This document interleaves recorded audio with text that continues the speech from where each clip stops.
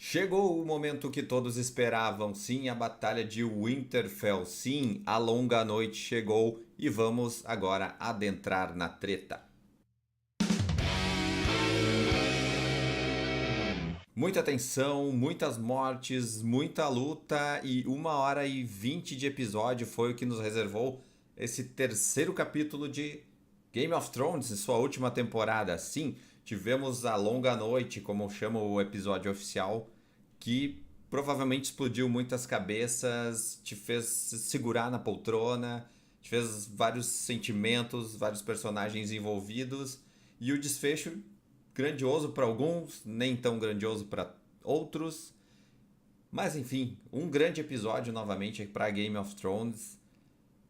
Confesso que tive que me segurar na cadeira por vários momentos. Mas vamos começar falando de alguns probleminhas que eu detectei nesse episódio que foram basicamente técnicos.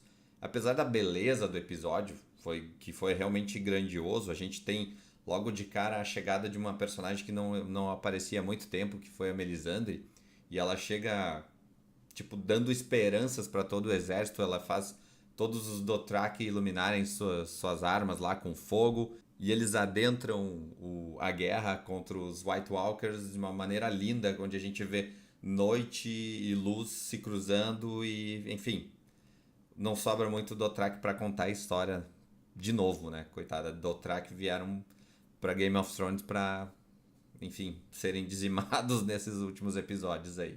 Mas um desses problemas que eu ia ressaltar é justamente essa questão da iluminação. A iluminação provavelmente foi a maior reclamação desse terceiro episódio da última temporada, porque a gente teve um episódio muito escuro, com muita névoa, proposital, porque provavelmente isso ajuda na produção ali do CGI, dos efeitos especiais, onde eles têm que esconder muita coisa para não parecer tão fake, tão ilusão, né? Então eles colocam tudo fechado, tudo escuro, muita neve, muita névoa.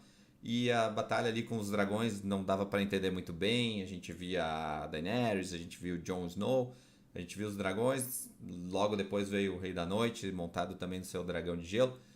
Mas aquilo ali vamos combinar que é difícil coreografar um episódio de 1h20 com tanta batalha, envolvendo dragões, envolvendo luta terrestre, envolvendo luta no castelo, a área da cripta, a área do Bran. São vários núcleos que eles têm que reunir e coreografar e editar de uma forma que a gente fique ali empolgado e que a gente tenha fluidez.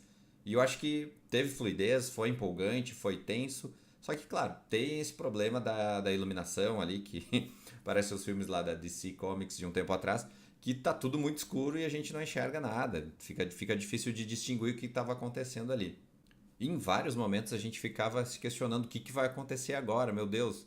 A área tá ferrada lá no meio. A gente via que realmente não tinha a mínima chance para os vivos nesse episódio. Não tinha a mínima chance dos vivos vencerem a guerra se não fosse pela inteligência, se não fosse por uma estratégia muito boa, ou como a gente já imaginava que seria matando o principal deles e acabando com todo o encanto, todo o feitiço. Então, mais pra frente a gente vê que foi exatamente isso que aconteceu. Mas antes de entrar nessa questão grandiosa que foi deste episódio, vamos elencar aqui as mortes mais importantes, ou as principais mortes, ou basicamente todas as mortes dos bons personagens que a gente tinha nesse episódio. Vou começar com a Lyanna. Lyanna Mormont, coitadinha, ela foi brava, né? Foi um verdadeiro Davi contra Golias. O gigante dos White Walkers invadiu o castelo, pegou ela na mão, assim, espremendo, esmagando, coitadinha, e ela. Eu pensei, agora que ela vai dar o golpe de misericórdia. E foi exatamente assim, ela conseguiu fazer o que a gente provavelmente imaginava, que era se aproximar muito perto dele e desferir um único golpe, uma única chance para derrubar um gigante. Foi assim, uma morte honrosa de uma personagem forte que causou muito nas últimas temporadas e que em pouco tempo de tela ganhou a simpatia de muita gente. Outra morte importante foi do parceiro de vigília lá do Jon Snow e do Sam, que foi o Dolorous, que, enfim, salvou o Sam, mas também deu sua vida para salvar esse personagem importante e tomou bela de umas facadas nas costas. E outra morte que finalmente se explicou, e se explicou de repente a importância desse personagem, que foi o do Beric Dondarrion, que tantas vezes ressuscitou, que tanta engronha tinha lá com a Melisandre, que era sempre ressuscitado e ele tinha um propósito. Ninguém sabia qual era esse propósito e esse propósito surgiu de forma grandiosa porque ele usou sua luminífera e salvou Arya Stark na batalha de Winterfell no castelo e provou a sua força e a sua importância em toda essa série. E aí a gente vai pro núcleo do Bran, que dessa vez o Bran tava lá encarando, esperando o Rei da Noite.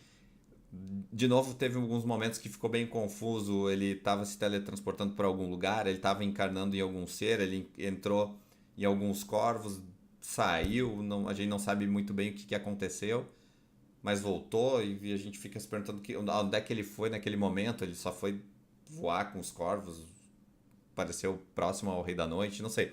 Essa parte não ficou muito bem explicada, não deu para entender muito bem esse assunto, essa questão dele ter saído ou encarnado em alguém lá. Mas o Theon estava lá para proteger ele e como a gente já imaginava também. O Theon, ele teve uma trajetória desde a primeira temporada até aqui, onde ele se ferrou bastante, ele foi covarde, ele fugiu muitas vezes, ele mentiu, ele usou da mentira para sobreviver e finalmente ele começou a se encaixar de forma gloriosa nessa série na temporada passada, no início dessa temporada, quando ele salva a irmã dele. E agora, de novo, a gente já imaginava, ele vai se sacrificar de forma gloriosa para defender um propósito. E ele ganha um tempo, né? Sai correndo moda louco para tentar algum enfrentamento com o Rei da Noite, que não dá muito certo, né? Ele segura a onda e dá tempo para algo importante que vai acontecer depois. E também tem a morte do Jorah Mormont, que foi um cara mais fiel, o escudeiro mais fiel da Daenerys, também desde o início da série, desde o momento que ele saiu do exército dele e foi vagar por esse mundo afora e encontrou seu propósito. Ele jurou, vou jurar minha lealdade a Daenerys e vou morrer para proteger essa mulher. E foi assim que ele morreu, né? Ele, enfim, enfrentou muitos dos White Walkers e não conseguiu sobreviver. Foi um momento marcante. Até mesmo o dragão veio, depois de quase morrer também, veio meio que acalentar o luto da Daenerys no momento que ele cercou ela e protegeu. E aí a gente também teve aqueles momentos de suspiro no episódio. Embora eu tenha lá minhas críticas quanto à interpretação da Emilia Clarke nesse momento de morte em que ela não conseguiu dar um peso que essa morte merecia. Bom, então depois de falar de todas essas mortes e todas essas questões, vamos para os momentos mais gloriosos desse episódio, que foram envolvendo a Arya Stark. E a gente estava pensando o que ela vai fazer. Será que ela vai trocar de rosto com o White Walker? Será que ela vai conseguir fazer isso? Porque ela luta gloriosamente, ela aciona de novo a questão do relacionamento dela com o cão, que estava ali no meio da batalha, com medo, porque ele tem medo do fogo e ele não sabia mais, ele estava quase desistindo. Daí, por que eu vou lutar, não sei o quê. Daí, tá aqui a área para te dar um exemplo. Aí, enfim, ele protege ela e tem também os seus momentos de redenção ali para proteger ela e fazer ela ganhar tempo para um momento principal, né? E eu realmente não esperava esse momento, que o enfrentamento de Bran com o Rei da Noite fosse ser surpreendido com a Arya pulando daquele jeito. Eu imaginei que, poxa vida, agora o Bran vai se explicar, vai acontecer alguma coisa, Bran provavelmente pode dar uma facada no Rei da Noite. Agora é a utilidade do Bran, mas não.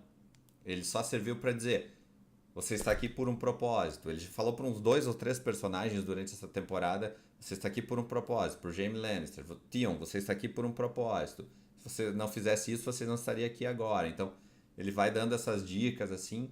Mas quem salva o dia, quem salva a longa noite, é a Arya Stark, que surge com toda a sua agilidade e consegue, de forma gloriosa, enfrentar o Senhor da Noite e enfiar uma faca com vidro de dragão no peito desse Senhor da Noite, para um momento que a gente já estava meio que largando. Não vai dar certo, as coisas não vão acontecer aqui, esse episódio vai terminar de uma forma muito cruel, mas não.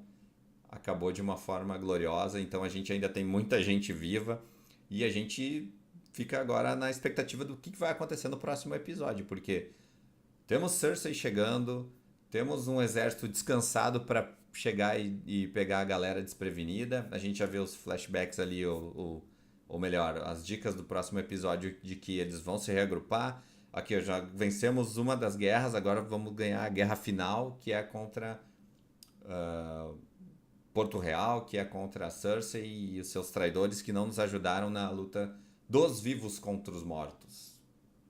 E a nota que eu dou para esse episódio é nota 4. Apesar desses problemas técnicos que a gente teve, a gente sabe que foram muitos dias para gravar esse episódio, foram um trabalho hercúleo da produção, mas a gente sabe que não é uma produção tão forte quanto do cinema, eles gastaram muito nesse episódio, mas tem várias questões de CGI, tem várias questões técnicas que acabam nos tirando um pouco, e provavelmente a maior reclamação desse episódio é por causa da iluminação, é por causa de deixar tudo muito escuro, para não deixar tão fake. Ok, eu entendo. Mesmo assim, a gente teve um episódio lindo com a batalha do fogo contra o gelo, a gente teve um momento de redenção de vários personagens, e a gente teve a Arya Stark salvando o dia, como a gente imaginava que poderia ser.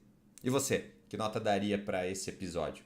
Deixe nos comentários pra gente. E não se esqueça de assinar o canal, clicar no sininho e não perder nenhuma das nossas notificações, porque você sabe, a vigília não para.